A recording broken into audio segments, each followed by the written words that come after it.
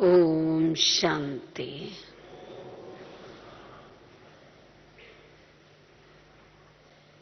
आज हम सभी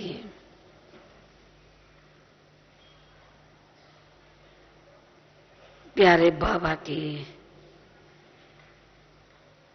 यादों में समाये हुए हैं, क्योंकि सभी प्यारे बाबा का अव्यक्त दिवस के निमित्त यहां पहुंचे हैं। और आप सबके मन में भी ये जरूर आता होगा, काश अगर हमने भी प्यारे बाबा की साकार में पालना ली होती। खैर, बाबा ने हम बच्चों को ये कहा है, हर एक आत्मा का अपना पार्ट है। और ये भी बाबा ने कहा है, कोई ये नहीं सोचे हम तो बाद में आए, पर बाबा ने कहा लास्ट सो फास्ट जा सकते हैं। वह बाबा ने हम सभी बच्चों को पुरुषार्थ करके आगे बढ़ करके लास्ट ऑफ फास्ट जाने का भी चांस दिया है। परंतु उसके लिए हमारा अटेंशन किस किस बातों पर होना चाहिए। बाबा की पढ़ाई, बाबा की वो श्रीमत, बाबा की आज्ञाएं, उसके ऊपर हमारा जितना ध्यान होगा उतना हम अपने आप को आगे बढ़ा सकेंगे। और बाबा का अनुभव, जो साथ के अनुभव हैं, वो भी हम इसीलिए ही सुनना चाहते हैं कि उस अनुभव का हम भी लाभ ले सके।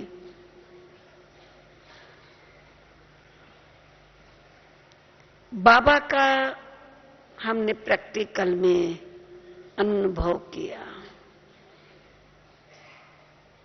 जैसे भी गीत में था, जो बाबा करे तुमको प्यार, वो तेरा क्या लागे। बाबा तो बाप ही है, उत्तर वास्तव में उसी में आ गया है। वो हमारा बाप है, परंतु न केवल बाप, पर बाप के साथ शिक्षक भी है, बाबा के साथ सतगुरु भी है, मित्र भी है, सखा भी है। सर्व संबंध जो कहा जाता है, प्रभु तेरे साथ है। तो मैं ये कहूंगी, वो प्रैक्टिकल अनुभव हमने साकार बाबा के अंग संग रह करके किया। कोई भी ऐसा संबंध नहीं जो अनुभव न किया। जैसे कहा जाता है बाबा के चरित्र, चरित्र शब्द का अर्थ क्या होता है? चरित्र माना बाबा के हर कर्म में वो शिक्षा मिलती थी।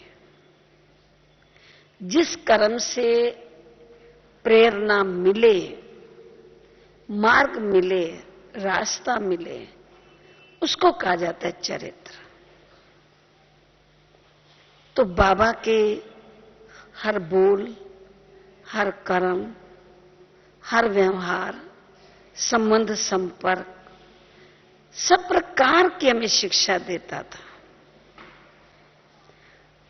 जैसे हम कहते हैं जीवन में वैल्यू हो, पहले हम लोग ये शब्द भी नहीं बोलते थे, क्योंकि बाबा हमारे सामने एक रोल मॉडल खड़े थे। बाबा की हर कर्तव्य हम बच्चों को शिक्षा देते थे। बाबा को ये भी नहीं कहना पड़ता था बच्चे ये करो, बाबा करके सिखाते थे। व्यवहार क्या चीज होती है वो भी बाबा ने सिखाया। जैसे बाबा कभी घूमने जाते थे, रास्ते में कोई मिलता था, वो कहता था झुक के राम राम, तो बाबा भी राम राम में ही उत्तर देते थे। हालांकि हमारा भाषा ओम शांति है। ऐसे बहुत वार देखते थे। फिर बाबा कहते भी थे बच्चे जो जिस शब्दों में मिलता है उसको वो रेस्पॉन्स उसी ही शब्दों में देना चाहिए। और हमने बाबा के अंदर वो क्वालिटी देखी, जैसे कहा जाता है जानी जाननहार, वो तो शिव बाबा को कहते, परंतु ब्रह्मा बाबा भी कम नहीं थे। हमने वो भी अनुभव किया। मैं तो कहती हूं बाबा जानी जाननहार थे। हर एक की कर्मों की गति को जानते थे, हर एक के नब्ज को जानते थे, हर एक के भाग्य को जानते थे, हर एक की विशेषताओं को बाबा जानते थे। और हमने देखा बाबा ने जिस बच्चे की विशेषताएं जो देखी वो देख के उसको आगे बढ़ाया। उसमें बच्चे जितना आगे बढ़ते थे उतना बाबा को प्रसन्नता होती थी।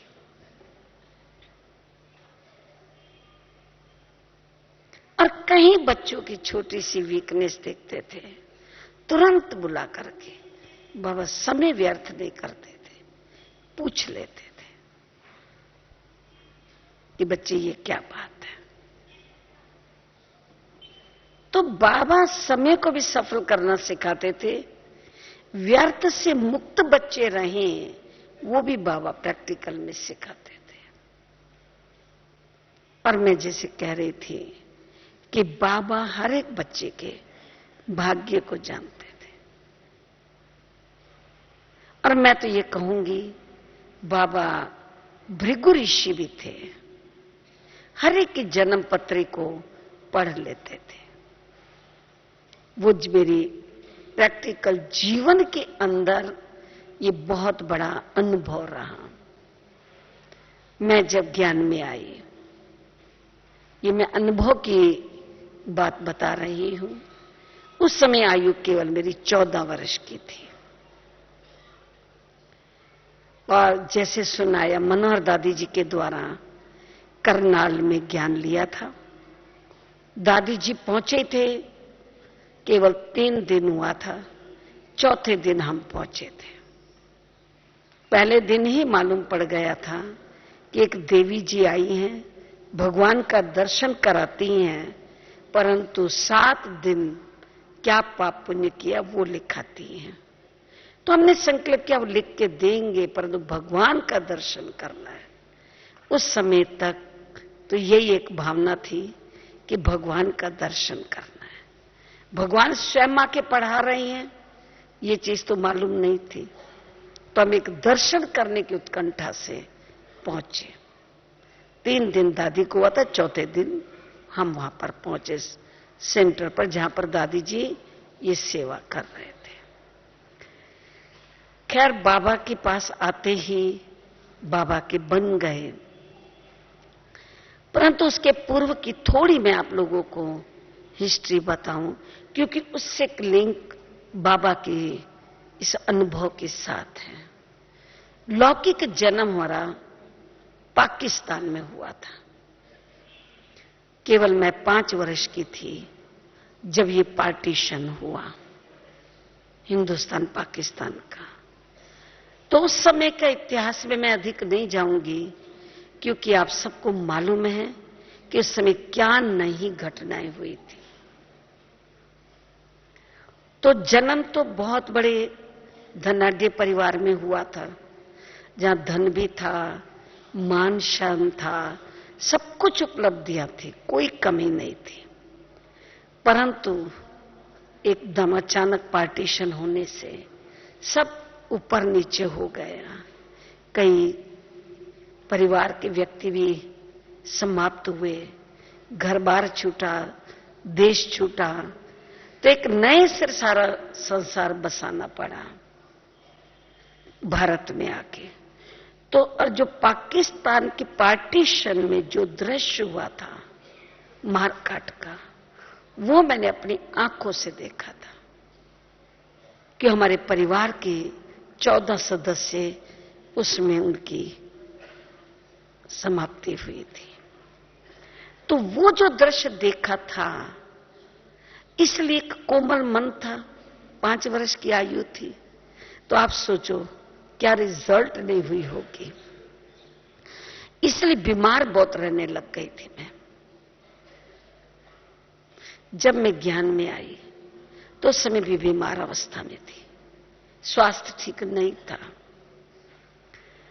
खैर, जब मैं ज्ञान में आई तो एक मन में उत्कंठा बहुत थी कि मैं बाबा की बच्ची हूं, मुझे बाबा के घर में रहना है, मुझे बाबा की सेवा करनी है। तो मैंने बाबा को पत्र लिखा। पत्र में अपनी मन की इच्छाएं लिखी कि मैं ऐसे बाबा के घर में रह करके ये सेवा करना चाहती हूं। तो वो पत्र मैंने मनोहर दादी जी को जाके सेंटर पर दिया। तब दादी जी ने बैठ के पूरी हिस्ट्री सुनी और वो जो थी जैसी थी सब बताई। देखिए एक आश्चर्य कि दादी ने मेरा पत्र तो बाबा को भेजा, साथ साथ पूरी हिस्ट्री भी लिख के भेजी पार्टीशन के समय की। इसके साथ मेरे स्वास्थ्य की बात कि तबीयत ठीक नहीं है। अब आप जरा इस चीज को सोचिए, अगर बिना बाबा से साकार में मैं मिली नहीं हूं, बाबा ने मुझे देखा नहीं है, अगर एक तरफ उधर समाचार मिले कि ये बीमार है, क्या कोई स्वीकार करने को तैयार होगा? सोचो जरा। परंतु मैं एक आश्चर्य बताऊं, पत्र जैसे दिया, पूरे 7 दिन के बाद बाबा का हस्तलिखित लाल अक्षरों में पत्र मिला, क्योंकि बाबा सभी बच्चों को लाल अक्षरों में ही पत्र लिखा करते थे। तो बाबा ने रेस्पान में लिखा, यही वर्डिंग थे जो मैं बताऊंगी। बच्ची का पत्र पाया, बच्ची अगर बीमार है तो उसका इलाज दिल्ली में कराया जा सकता है।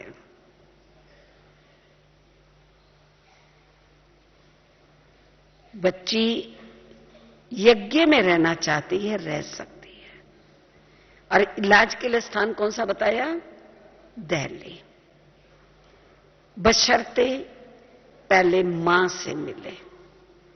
मां माना मम्मा। ये वर्डिंग में बाबा का पत्र का उत्तर आया। उस समय आप सोच सकते हो, पत्र बाबा का सुनते कितना न खुशी हुई होगी कि बाबा ने एक छोटी बच्ची को, 14 साल की आयु क्या होती है, बाबा ने अपने हाथ से पत्र लिखा। परंतु मैं एक बताऊं, बाबा के एक एक शब्द में रहस्य था। हमको नहीं मालूम था कि बाबा ने किस रहस्य से लिखा कि बच्ची का इलाज, बीमार है तो दिल्ली में इलाज कराया जा सकता है। पहले तो जनरली हर एक सोचेगा स्थूल में इलाज जो डॉक्टर्स करते वो कराया जाए, परंतु बाबा का अर्थ वो नहीं था। बस पत्र आया, एक 8 दिन के बाद मम्मा दिल्ली पहुंच गई। उसके भी 2-4 दिन के अंदर बाबा दिल्ली पहुंच गए और हम प्यारे बाबा से, मम्मा से मिलने के लिए दिल्ली में पहुंचे। पर मैं आपको बताऊं, उस समय का जो बाबा से मिलन का अनुभव था, वो एक बड़ा विचित्र था। बाबा की दृष्टि पड़ते ही वो मेरे अंदर मुझे शक्ति महसूस हुई, और वो शक्ति की महसूस ऐसी रही जो बस वहां से मेरी तबीयत ठीक होना शुरू हो गई। दिल्ली का स्थान, जो पत्र में बाबा ने दिल्ली लिखी थी, पर बाबा ने डॉक्टर बन करके खुद ही मेरा इलाज दृष्टि के द्वारा कर दिया।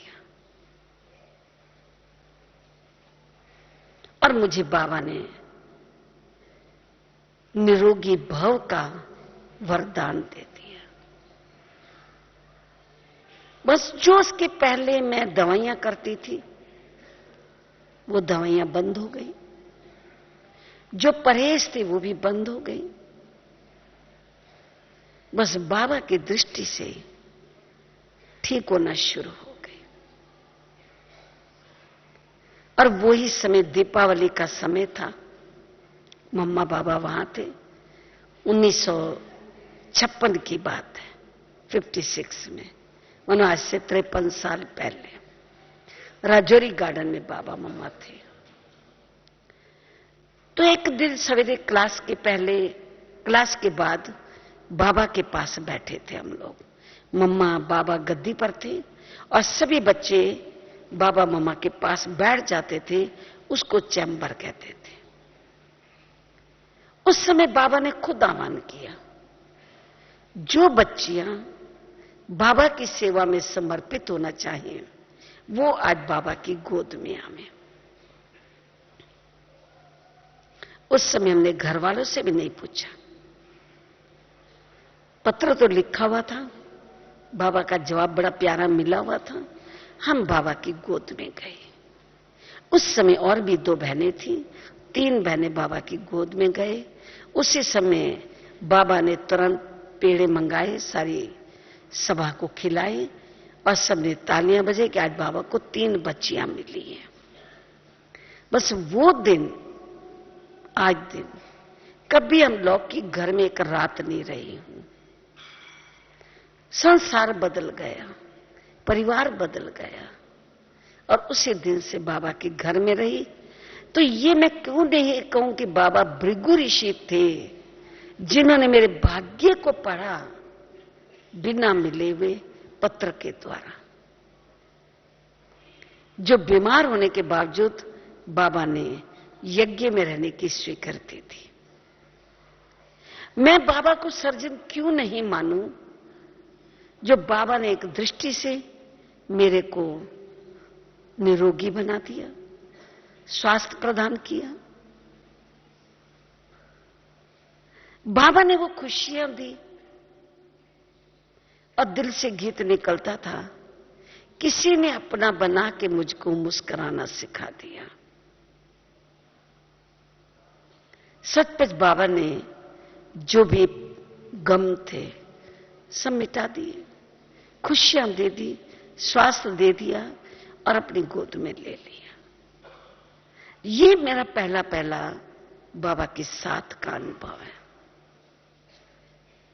और इसके बाद सौभाग्यवश मधुबन निवासी बने। वो भी बाबा ने स्वयं कहा। पहले समय में, अभी तो जैसे 5 दिन 6 दिन आते हैं, पहले समय में जब आते थे थोड़े बच्चे होते थे, महीना, सवा महीना, 1.5 महीना रहते थे, बाबा के पास आते थे। तो ऐसे में रही और उसके बाद मैं जा रही थी। दूसरे दिन की टिकट थी। शाम को बाबा ने बुलाया, कहा बच्ची मधुबन में रहोगी? मैंने कभी बाबा से ये नहीं पूछा क्यों, क्या, या दादियों से भी नहीं पूछा। एक शुरू से विचार था बाबा के बने हैं, जहां बिठावें, जो खिलावें, जो पहनावें, उसमें हमें संतुष्ट रहना है। कभी संकल्प भी नहीं किया। तो बाबा ने जैसे कहा मैंने हाँ जी कहा।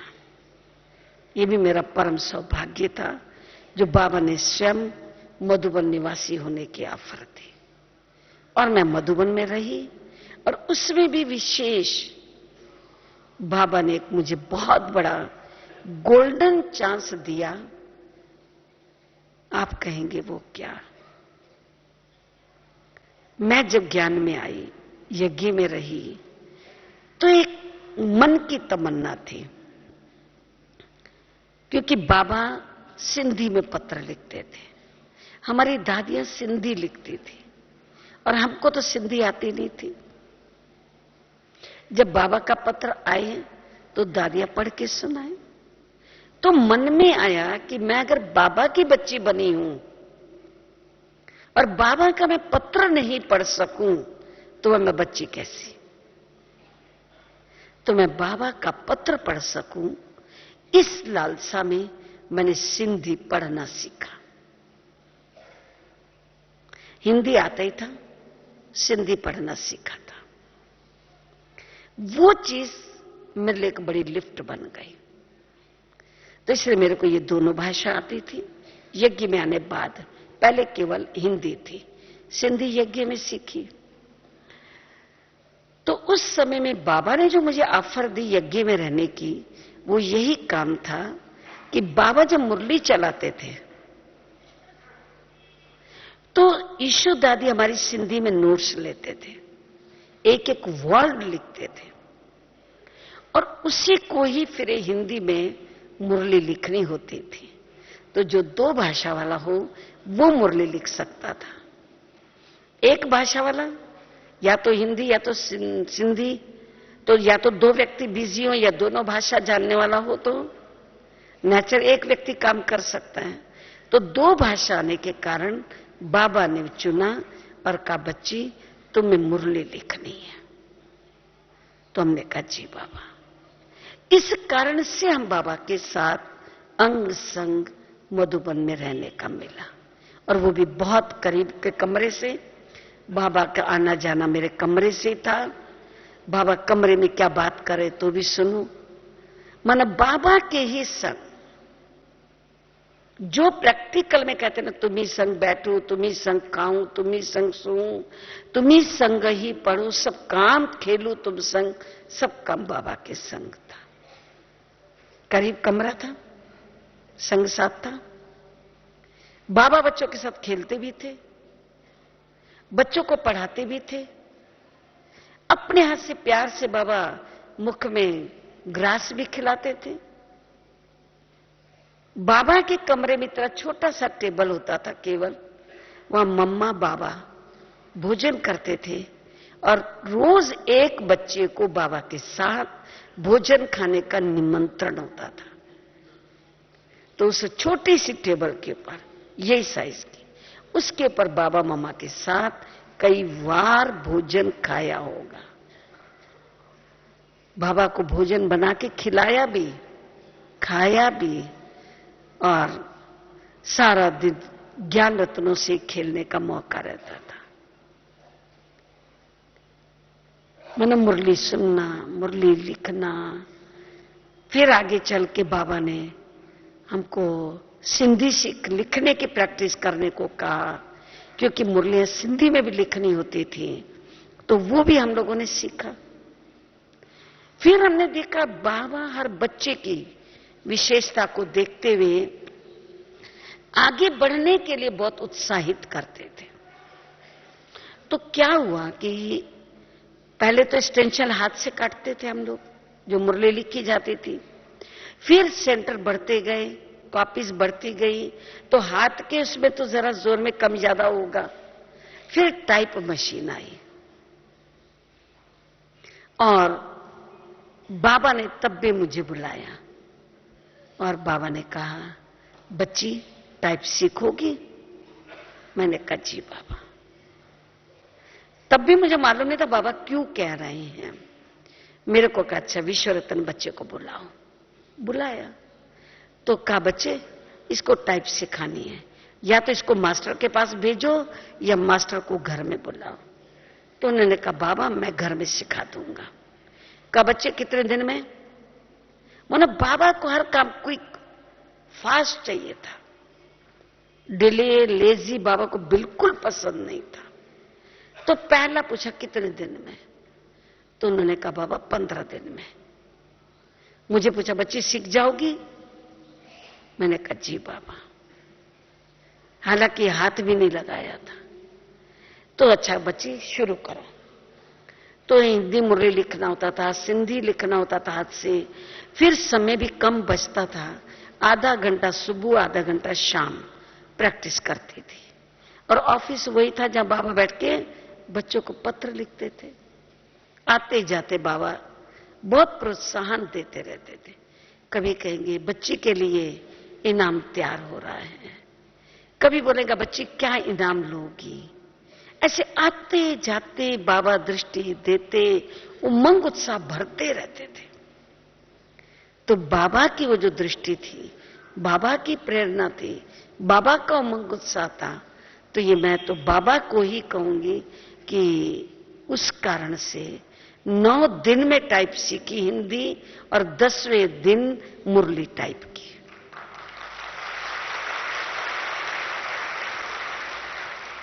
तो अब आप सोचो इसमें बाबा की कितनी ना मुझे एक ब्लेसिंग का अनुभव हुआ होगा। ये बात थी बाबा की प्रेरणा, बाबा की ब्लेसिंग। तो ऐसे हमें बिल्कुल बाबा के करीब रहने को चांस मिला। और सब रीति से बाबा बच्चों का ध्यान देते थे। केवल यहां तक नहीं, और भी कई ड्यूटीज बाबा देते थे। हमें याद है जब पार्टी आती थी उस समय तो कम लोग आते थे, तो प्रबंध देने वाले तो उनको दे देते थे प्रबंध, परंतु बाबा स्वयं रात को चक्कर लगाते थे। जिस दिन पार्टी पहुंची उस दिन रात को सोने के पहले पूरे पांडव भवन में सभी रूम में बाबा राउंड लगाते थे। और किसी बच्चे को अगर स्वेटर नहीं है, ठंडी लग रही है, बाबा अपना उतार करके भी दे देते थे। वो हमने बाबा का देखा। और ये जो ट्रेनिंग सेंटर है पांडव भवन में, पीछे में बाबा ने रात की रानी के झाड़ लगा रखे थे, क्योंकि सुगंध बहुत आती थी। तो कोई खिड़की कमरे के बंद हो, बच्चे खिड़की खोलो देखो कितनी अच्छी खुशबू आ रही है, वो भी बाबा ध्यान रखते थे। फिर बच्चे आराम से रहे, एक मच्छर भी ना बच्चों को काटे, वो भी ध्यान देते थे। मुझे याद है बाबा ने हमारी ड्यूटी लगा रखी थी, रात को सोने के पहले एक ऐसा कटोरा डंडी वाला रहता था, जैसे चाय बनाने का नहीं रहता, ऐसे बड़ा सा था एल्युमिनियम का। उसमें अंगारे वो जो होते ना आग कोयले की, वो डालते थे। और हवन सामग्री हमको दे रखी थी। बाबा कहते थे सोने के पहले बच्चे सब कमरों में ये करके आओ। तो हमें एक एक खटिया के नीचे उसको घुमा घुमा करके सब पूरे पांडव भवन में हमारी रात को परिक्रमा होती थी। तो सबसे मिलना भी हो जाता था। और सबको बात ये थी बाबा कि बच्चों को मच्छर न काटे, बच्चे स्वस्थ रहे, वो भी ध्यान देते थे। सुगंधित हवा मिले वो भी ध्यान देते थे। ठंडी लगे नहीं तो इसलिए स्वेटर भी अपना दे देते थे। ये बाबा का पूरी दिनचर्या थी। और इसके साथ साथ पूरा बाबा सब डायरेक्शन देते थे। कोई भी कार्य कराना है, हमें याद नहीं है बाबा ने बच्चों को कह दिया बच्चे ये करो, नहीं खुद उसमें सहभागी होते थे। जो कठिन थे कठिन काम सहज हो जाता था, सरल हो जाता था और जल्दी हो जाता था। आज फिर भी बड़ा घर है, नौकर हैं। उस समय इतने नहीं थे, 2-4 थे केवल गिनती के। तो मैं आपको बताऊं कैसे बाबा हर कार्य में सहयोगी बनते थे, उससे सबका उमंग बना रहता था।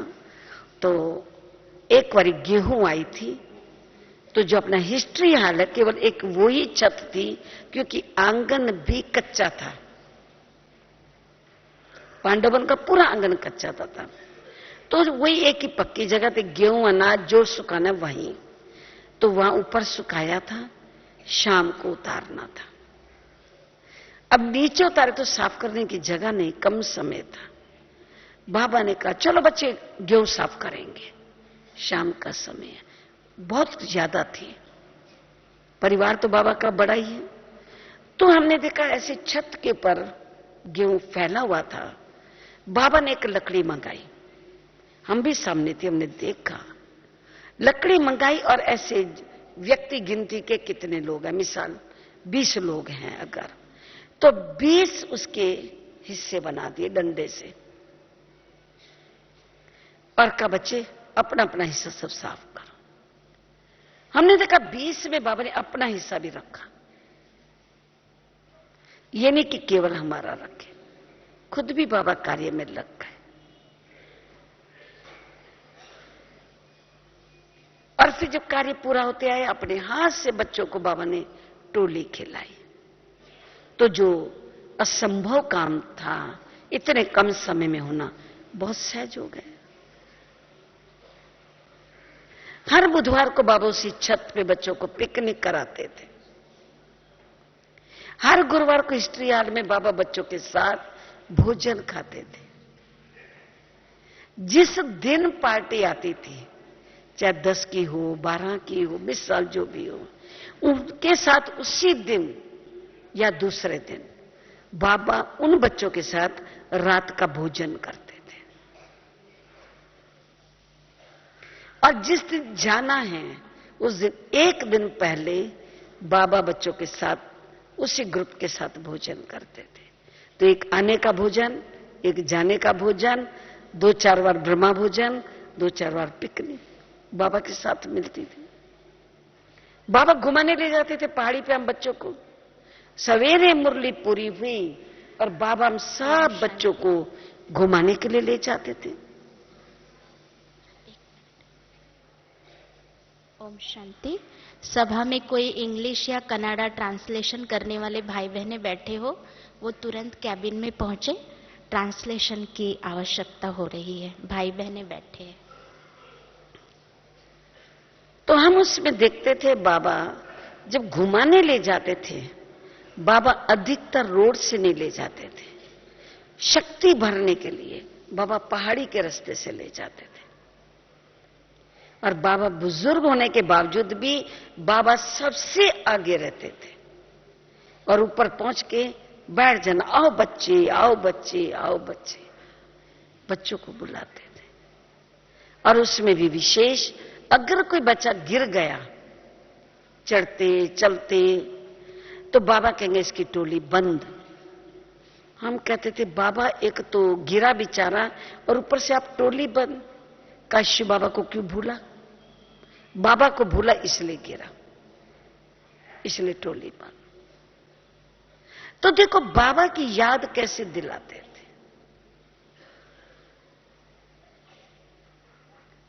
अच्छा, बच्चों में बाबा कलाएं भरना सिखाते थे। एक बार हम वही छोटी छोटी एज की हम कुमारियां मधुबनवासी थी, मधुबन में आई भी थी। क्लास के बाद जैसे बताया चैम्बर में बैठते थे, चैम्बर में बैठे थे।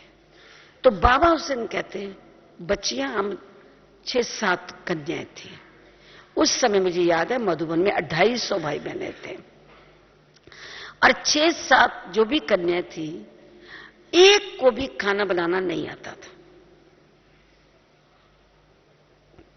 और बाबा ने सिखाने के लिए, देखो बाबा जानता था इनको आता नहीं होगा, पर कला भरनी थी।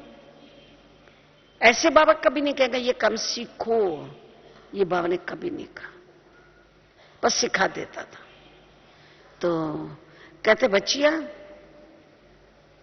हम आगे आगे बैठे थे सभी, आज यज्ञ का भोजन बनाओगी? बाबा का क्या नाम, सबने हां कर दिया, जी बाबा हम बनाएंगे। और कहा अच्छा आज बच्चियां बनाओ, मम्मा बाबा खिलाएंगे सबको अपने हाथ से। तो हम तो और खुश हो गए, हम बनाएंगे, मम्मा बाबा खिलाएंगे। हम सब दौड़े दौड़े किचन में गए और भोली दादी को जाके बताया। पर देखो मम्मा हमारी मां थी, मम्मा ने रीड किया, इन बच्चियों ने उमंग में बाबा की आज्ञा का पालन करते हुए हां बोल दिया है, पर इनको किसी को भी खाना बनाना आता नहीं।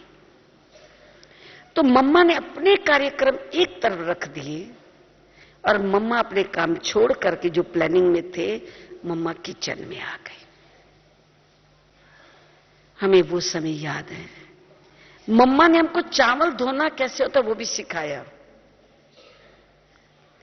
खाना कैसे बनाना है, पहले तेल कितना डालना है या क्या चीज एक के बाद एक डालनी है, मम्मा ने गाइड किया। बाबा की आज्ञा का पालन हम बच्चों के हाथ से बनवाया, पर भोजन अच्छा बने सीखे भी मम्मा ने सिखाया। ये तेल डालो, इतना डालो, राई डालो, जीरा डालो, आती आती। चावल कैसे धो वो भी सिखाया। तो ऐसे करके हम बच्चियों ने 250 लोगों का खाना बनाया, पर मम्मा खड़ी रही। ये था मां का दिल, बाबा की आज्ञा का भी पालन हो और साथ साथ खाना भी अच्छा बने। तो कहने का, और फिर इसके बाद मम्मा बाबा ने अपने हाथ से सबको थाली में भोजन दिया। हम लोग बहुत खुश। अब इससे सोचो कि हमारे अंदर काम करने का, सेवा करने का, सीखने का उमंग आएगा या नहीं। बाबा इस ढंग से उमंग दिलाते थे, ये बाबा की एक बहुत बड़ी विशेषता थी। फिर बच्चों को गाइड भी करते थे, छोटी छोटी बातों में बाबा बहुत बच्चों को गाइड करते थे।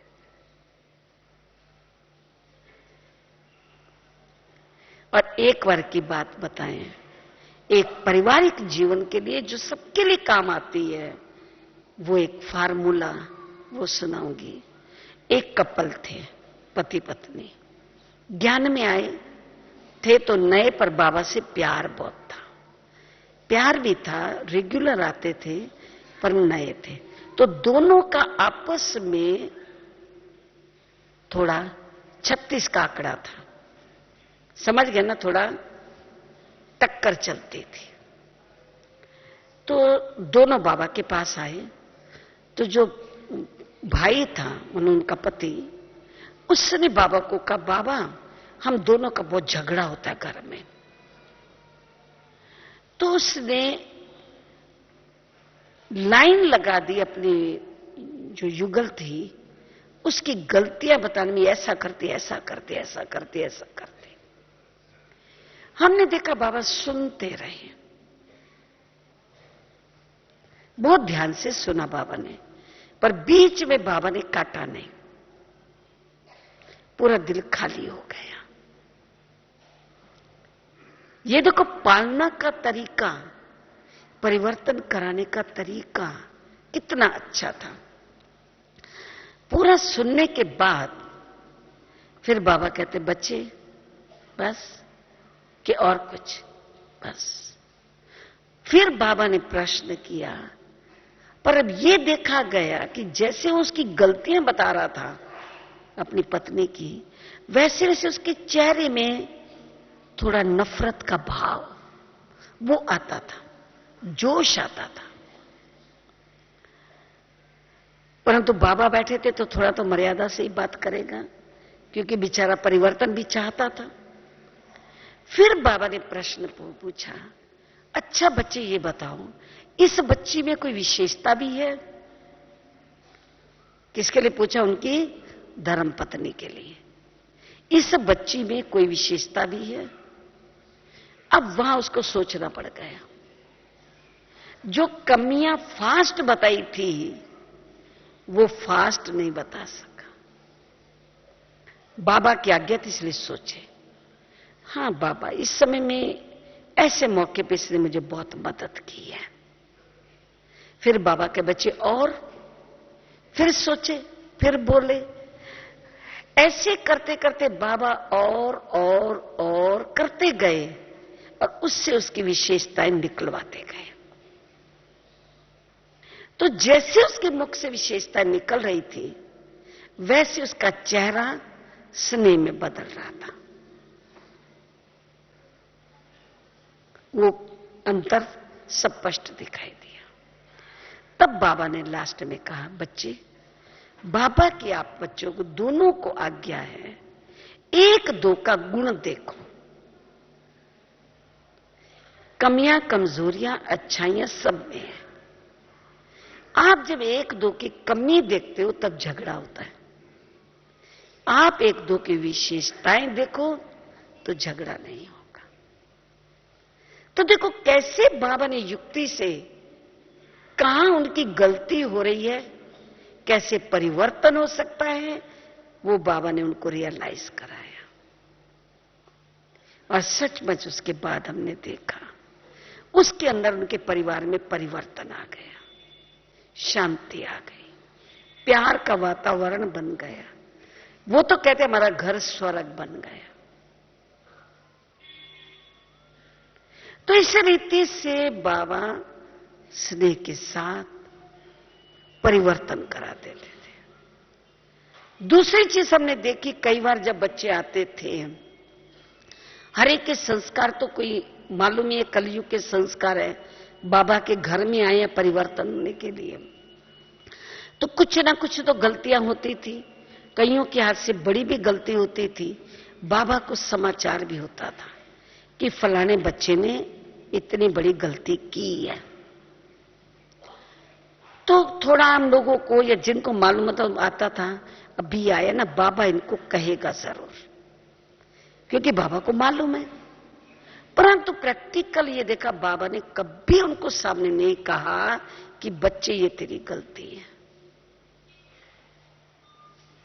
और ये हमने देखा उस बच्चे को बाबा अधिक प्यार देता था, साथ खिलाएगा, बिठाएगा, घुमाएगा, खेलेगा, ऐसे करीब लेता था। तो फिर हम लोग सोचते थे शायद अभी बाबा बोलेगा, अभी बोलेगा, जाने के समय बोलेगा। चलना भी जाता था तो बाबा बोलता नहीं था। फिर बाबा से पूछा, बाबा आपको मालूम था ना इसने ये गलती की इतनी बड़ी, आपने कुछ बोला नहीं? कहा बच्चे नहीं। देखो बाबा की कितनी कल्याण की भावना। का बच्चे, उसको भी मालूम है मैंने गलती की है, इसलिए अंदर वो नर्वस था बच्चा। बाबा अगर उनको सामने कहता तो और नर्वस था। बाबा बच्चों में परिवर्तन चाहता है, नर्वस होना नहीं देना चाहता है। बाबा और उनको एक्स्ट्रा प्यार दिया ताकि बाबा के स्नेह में आके जीवन का परिवर्तन कर लेगा। का देखना यहां से स्नेह की शक्ति भर के गया है और जाके वो परिवर्तन हो जाएगा। और सचमुच परिवर्तन हो जाता था। मानो हम लोग कभी सोचते हैं ना कि किसी ने गलती की, उसको रियलाइज कराना चाहिए, बोलना चाहिए, बोल के परिवर्तन कराना चाहते हैं। पर बाबा बोल के नहीं, स्नेह के साथ, मानो स्नेह के सूत्र में बांध के फिर परिवर्तन कराते थे। वो ऐसा बाबा में मास्टरी थी। जैसे डॉक्टर अगर पेशेंट का ऑपरेशन करता है, अगर बिना एनेस्थीसिया दिए, बिना ग्लूकोज दिए ऐसे अगर काट देवे तो पेशेंट का हाल क्या होगा? न मरने वाला भी मर जाएगा। परंतु डॉक्टर ध्यान देता है उसमें शक्ति कितनी है, एनेस्थीसिया भी सह सकेगा या नहीं सह सकेगा, वो पूरा देख के पीछे ही करता है ना। तो बाबा नब्ज देखते थे, जैसी नब्ज वैसा बाबा उन बच्चों के साथ चलते थे। तो वो उमंग में आके, बाबा के स्नेह में आकर के परिवर्तन कर लेते थे।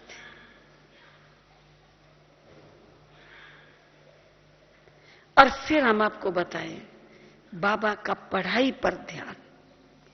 बच्चों ने पढ़ाई बराबर पढ़नी चाहिए। ऐसा कभी नहीं कि बाबा क्लास में आ जाए और बच्चे न पहुंचे। क्लास की बाबा के पहले, बाबा कहते थे टीचर के पहले स्टूडेंट को पहुंचना चाहिए। उसमें भी हमारे को एक ऐसा मौका मिला हुआ था, ग्रामोफोन रिकॉर्ड तब था, टेप नहीं थी, ग्रामोफोन रिकॉर्ड भी हम बजाते थे। तो बाबा के पहले पहुंचना, बाबा आए, रिकॉर्ड बजा, और वो भी बहुत अटेंशन से बैठना पड़ता था, क्योंकि एक आधी लाइन बजती थी, ऐसा हल्का इशारा बाबा का होता था, और बंद करो। फिर बाबा मुरली चलाएगा, फिर कहेंगे अच्छा बच्चे बजाओ बाजा। उन्हें रिकॉर्ड को बाबा बाजा बोलते थे। फिर बजाओ, फिर बाबा को कुछ बोलने की प्रेरणा आई तो बाबा फिर ऐसा हल्का इशारा करेंगे। तो बहुत अटेंशन से बैठते थे। तो उससे क्या हो गया, पंक्चुअलिटी भी नेचुरल आ गई, एक्यूरेसी आई, और बताया बाबा के समीप का ज्ञान रत्नों का। बाबा के लास्ट दिन की भी हिस्ट्री आप लोगों ने शायद सुनी होंगी कि बाबा ने लास्ट दिन 18 जनवरी के दिन भी लास्ट में बच्चों से मिल के गए हैं, मुरली चला के गए हैं। हालांकि डॉक्टर ने बोला था उस दिन बाबा बात न करें, तो अपनी दादी जी, प्रकाशमणि दादी जी ने बाबा को युक्ति से बोला, बाबा आज बहुत सेंटर के समाचार आए हैं, आज मैं जाके क्लास में सुनाती हूं। बाबा ने कहा ये बच्चे गलती कर सकते हैं, क्लास मिस करना बाबा नहीं कर सकता। और ही जो रोज 9 बजे क्लास होता था, बाबा ने उस दिन 7:30 बजे क्लास बुलाया। सब बच्चों से मिलके, मुरली चला के और विदाई लेके, ये कभी बाबा के इतिहास में नहीं था बाबा ने विदाई शब्द बोला। रात को बाबा ने मुरली चलाई 18 जनवरी को, और बाबा उठे, बाहर आए, चौखट के बाहर एक पांव रखा, फिर बाबा वापस एक पांव उल्टा रख के वहां आए क्लास में। हिस्ट्री हाल की बात है। और बाबा ने कहा अच्छा बच्चे विदाई। वो पहली बार विदाई शब्द था। बच्चे नहीं समझ पाए क्यों बाबा विदाई बोल रहे हैं। बस उसके बाद बाबा कमरे में आए, कमरे में बैठे बैठे बाबा अव्यक्त हो गए, और दादी के हाथ में हाथ था। उस समय दादी का भी बड़ा वंडरफुल अनुभव है। ऐसा दादी को लग रहा था बाबा हाथ में हाथ लेके शक्तियां मुझे दे रहा है। तो लास्ट तक भी बाबा ने बच्चों की सेवा की है, सब प्रकार की शिक्षा देके गए। लास्ट मुरली का सार था निराकारी, निर्विकारी, निरअहंकारी बनो। तो ऐसे हमारा मीठा बाबा हर रीति से बच्चों में बल भर के गए नहीं, आज भी बल भर रही हैं। अव्यक्त बाबा कितनी पालना दे रही हैं। तो इसलिए हम बाबा की पालना का, हम बच्चों का काम है रिटर्न देना। बाबा क्या रिटर्न चाहता है कि जो बाबा की शिक्षाएं हैं उसको हम अपने जीवन के अंदर जो है वो धारण करें, वही बाबा को रिटर्न देना है। अच्छा, ओम शांति। सम्मेलन